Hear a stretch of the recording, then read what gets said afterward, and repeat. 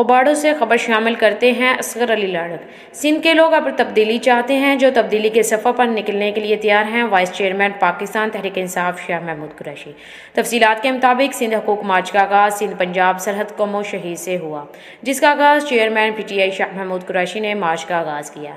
इससे कबल वज़ीर ख़ारजा शाह महमूद कुरैशी ने ओबाड़ों में PTI रहनुमा अब्दुर्रहमान चाचड़ के इंतकाल पर ताज़ियत की।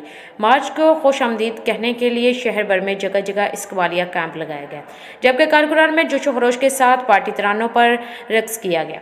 जबकि सिंध हकूक मार्च के आगाज़ पर सिंध पंजाब सरहद बॉर्डर कौमो शहीद में आवाम से खिताब करते हुए vice chairman PTI Shah Mahmood Qureshi ने पीपल पार्टी को आड़े हाथों लेते हुए कहा कि सिंध की आवाम 15 साल से पिस रहे हैं। सिंध की आवाम कह रही है कि हमारे हकूक़ का हिसाब दो। उन्होंने कहा कि सिंध के हुक्मरानों ने गरीब आवाम का इस्तहसाल किया है।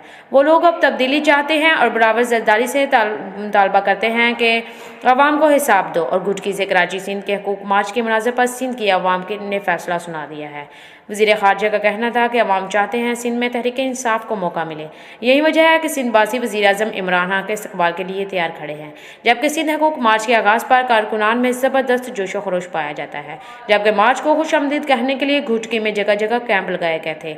इसके अलावा SSP घुटकी अजहर खान के हमरा, GPO ओबाड़ो राना नसरुल्लाह साहब, DSP रोंती नज़ीर अहमद सोमरो साहब, S जरवार, इंस्पेक्टर अमानुल्लाह चना, SHO ढरकी आगा शमशाद अली, SHO रेती इंस्पेक्टर मोहम्मद शफी गोलो, SHO बाड़ो मोहम्मद अयूब डोगर, SHO रोंती गुलाम अब्बास, DIB इंचार्ज अली असगर जसकानी और दिगर पुलिस अफसरान मौजूद थे। जबकि सिक्योरिटी के मामूर ज़िला घुटकी के मुतल्लक DSPOs और SHOs की जानिब से लॉन्ग मार्च के गुज़रगाहों पर सिक्योरिटी के फुल प्रूफ इंतजाम किए गए थे।